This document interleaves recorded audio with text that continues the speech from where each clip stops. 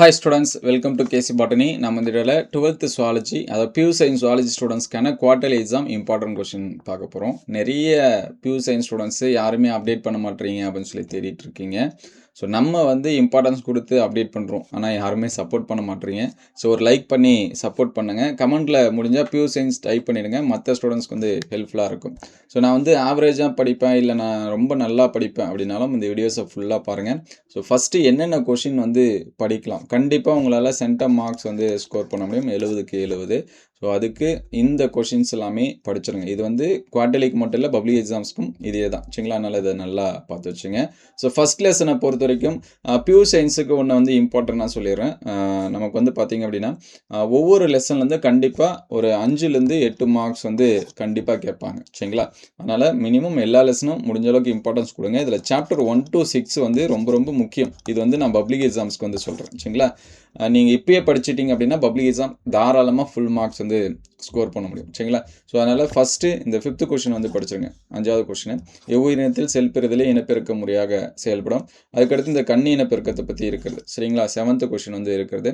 அதுக்கடுத்து இந்த 8th question, பாலினப்பெருக்கம் பாலிலா இனப்பெருக்கம் எது மேம்பட்டது, அது வந்து படிச்சிருங்க. அதுக்கடுத்து இந்த 10th கொஷின் சரிங்களா. இந்த கொஷின் என்ன பண்ணுங்கள் பாருங்கள். அதுக்கடுத்து வேறுபடுத்துக, அதில் பார்த்தீங்கன்னா இந்த இன்டர்னல் எக்ஸ்டர்னல் ஃபெர்டிலைசேஷன், ஸோ இந்த கொஷின் என்ன பண்ணுங்கள் நல்லா பாருங்கள். அதுக்கடுத்து பார்த்தீங்கன்னா 5 மார்க்ஸ், மோஸ்ட்லி 5 மார்க்ஸ் அப்படின்னு சொல்லி பார்க்குறப்ப இந்த ஒரு கொஷின் தான் இருக்குது. ஸோ அதனால் இந்த கொஷின் என்ன பண்ணுங்கள் நல்லா படிச்சிருங்க. அதுக்கடுத்து பார்த்தீங்கன்னா இந்த 13வது கொஷின், இது வந்து பாருங்கள். ஸோ நான் கொஞ்சம் ஆவரேஜாக தான் படிப்பேன் அப்படிங்கிற ஸ்டூடெண்ட்ஸு இந்த 14 வந்து ரொம்ப இம்பார்ட்டன்ஸ் கொடுத்து பாருங்கள். ஸோ அதுக்கடுத்து பார்த்தீங்கன்னா இந்த 7th கொஷினு, அதுக்கடுத்து 8th கொஷினு, அதுக்கடுத்து பார்த்தீங்கன்னா 10th கொஷின். ஸோ நான் ஆவரேஜாக படிக்கிற ஸ்டூடெண்ட்ஸு இங்கே எக்ஸ்ட்ரா மார்க் பண்ண கொஷினை ரொம்ப இம்பார்ட்டன்ஸ் கொடுத்து என்ன பண்ணுறேங்க படித்து வச்சுங்க. அதர்வைஸ் நான் எல்லாமே நல்லா படிப்பேன் அப்படிங்கிற ஸ்டூடெண்ட்ஸு மற்ற கொஷின் ஃபுல்லாக என்ன பண்ணுறேங்க படிச்சிருங்க. ஸோ நெக்ஸ்ட்டு பார்த்தீங்கன்னா சாப்டர் 2. ஸோ சாப்டர் 2 and 3லேருந்து கண்டிப்பாக ஒரு 5 மார்க்ஸ் உண்டு. 2வது லெசன்லையும் 3வது லெசன்லையும் பப்ளிக் எக்ஸாம்ஸ்க்கு நமக்கு வந்து 5 மார்க். இது காலாண்டுங்கிறதுனால எல்லா லெசன்லையும் ஒரு 5 மார்க்ஸ் வந்து வரும். பப்ளிக் எக்ஸாம்ஸை பொறுத்த வரைக்கும் கண்டிப்பாக இந்த லெசன்லேருந்து ஒரு 5 மார்க்ஸ் வந்து உண்டு. ஸோ அதனால் இந்த 19th கொஷின், ஸ்பெர்மியோஜெனிசிஸ் ஸ்பெர்மட்டோஜெனிசிஸ் வந்து நல்லா பார்த்துருங்க. ஸோ அதுக்கடுத்து பார்த்தீங்கன்னா 22, 23 இது வந்து நல்லா பாருங்கள். 23லாம் ஆவரேஜ் ஸ்டூடெண்ட்ஸ் வந்து ரொம்ப நல்லா படிச்சு வச்சுங்க. அதேமாதிரி 24, ஸோ இதுவும் ஆவரேஜ் ஸ்டூடெண்ட்ஸ் வந்தீங்கன்னா அதுவும் நல்லா படிச்சு வச்சுங்க. ஸோ அதுக்கடுத்து பார்த்தீங்கன்னா 25 கட்டாயமாக நீங்கள் இதெல்லாமே என்ன தான் பண்ணி ஆகணும், படித்து தான் ஆகணும். 25லாம் படிக்காமல் எக்ஸாம்ஸ்க்கே போகக்கூடாது. அந்த மாதிரியான கொஷின், இந்த விந்து செல் அமைப்பு அண்ட செல் அமைப்புலாம் ரொம்ப ரொம்ப முக்கியம். அதுக்கடுத்து 26 வந்து படிச்சுருங்க. அதுக்கடுத்து 28 இது வந்து பாருங்கள். அதுக்கடுத்து 30. ஸோ லாஸ்ட் டைம் பப்ளிக் எக்ஸாம்ஸில் இது என்ன பண்ணியிருந்தாங்க கேட்டிருந்தாங்க. ஸோ அதனால் இதெல்லாமே ரொம்ப இம்பார்ட்டன்ஸ் கொடுத்து பாருங்கள். So Tamil medium English medium question numbers எல்லாமே சேம் தான். அதனால் ஒன் சைடு மார்க் பண்ணுறேன், அது நல்லா பார்த்துருங்க. ஸோ அதுக்கடுத்து பார்த்தீங்கன்னா அந்த 31. ஸோ 31லாம் ரொம்ப ரொம்ப முக்கியம். இதெல்லாம் நீங்கள் படிக்காமல் எக்ஸாம்ஸ்க்கு என்ன பண்ணக்கூடாது, போகக்கூடாது.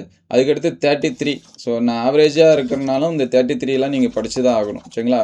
ஈஸி தான், அந்த 4 ஸ்டேஜ் ஞாபகம் வச்சுட்டிங்க அப்படின்னா ஈஸியாக தான் இருக்கும். ஸோ அதுக்கடுத்து பார்த்தீங்கன்னா இந்த 34 இந்த கொஸ்டின் என்ன பண்ணுங்கள் நல்லா பார்த்து வச்சுங்க. இந்த டயக்ராமை பார்த்துங்க. இந்த டயக்ராமோட பார்ட்ஸு நல்லா பார்த்து வச்சுங்க. ஏன்னா இதை வச்சு கூட நம்ம கொஷின்லாம் என்ன பண்ணியிருக்காங்க கேட்டிருக்காங்க சரிங்களா. அதனால் இந்த கொஷின்ஸ் எல்லாமே நல்லா படிச்சிருங்க. ஸோ எக்ஸ்ட்ரா நான் வந்து கொஞ்சம் நல்லா படிப்பேன், என்னால் இன்னும் கொஞ்சம் எக்ஸ்ட்ரா கொஷின் கூட படிக்க முடியும் அப்படின்னா இந்த 37 என்ன பண்ணிங்க பார்த்து வச்சுங்க.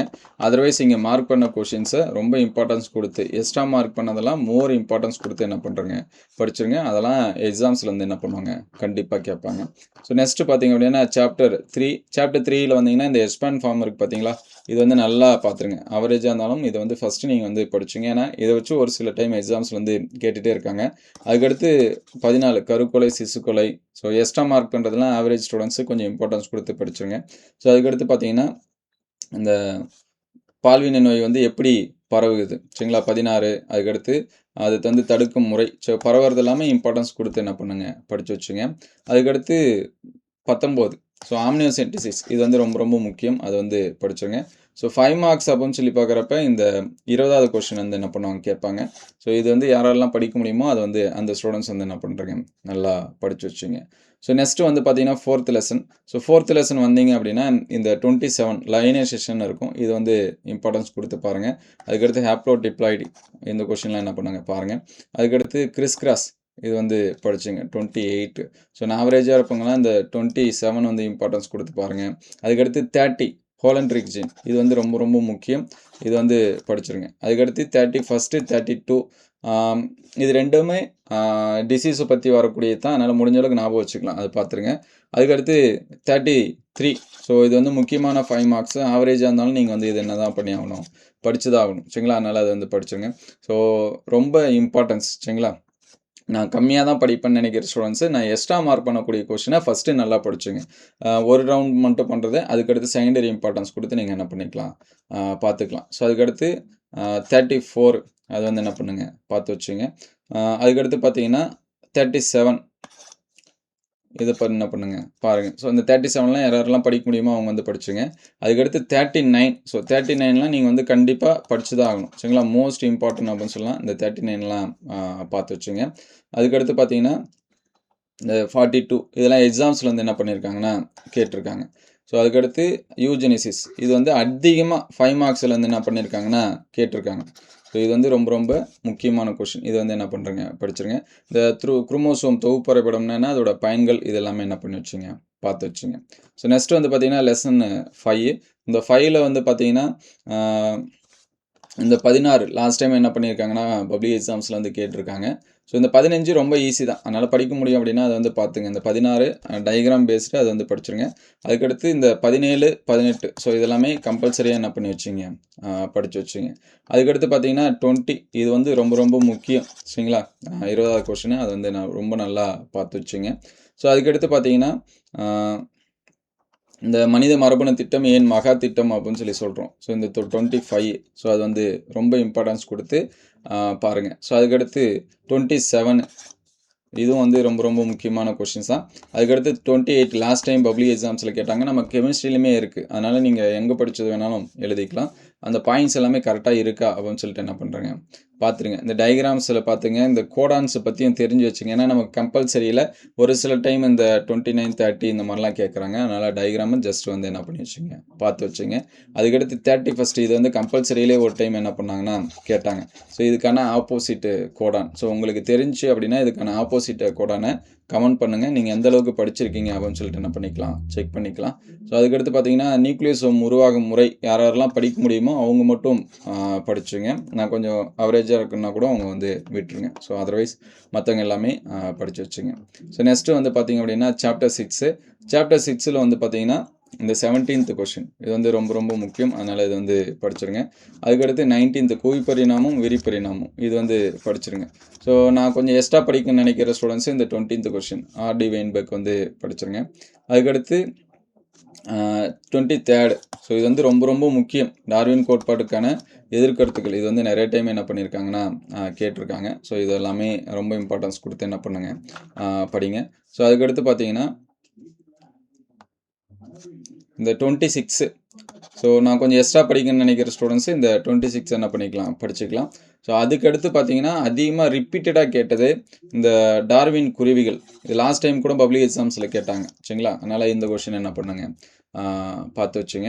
ஸோ அதுக்கடுத்து பார்த்தீங்கன்னா இது வந்து சொல்லவே தேவை, இதுலேயே ஆன்சர்ஸ் இருக்குது, நம்ம வந்து அரேஞ்ச் தான் பண்ணணும். அதனால் இதுவும் நல்லா படித்து வச்சுங்க. இதுவும் ரிப்பீட்டட் இயர் கொஷனில் இருக்குது. ஸோ நான் நெக்ஸ்ட் வீடியோவில் உங்களுக்கு இன்டீரியர் கொஷின்ஸ் எல்லாமே அப்டேட் பண்ணுறேன்.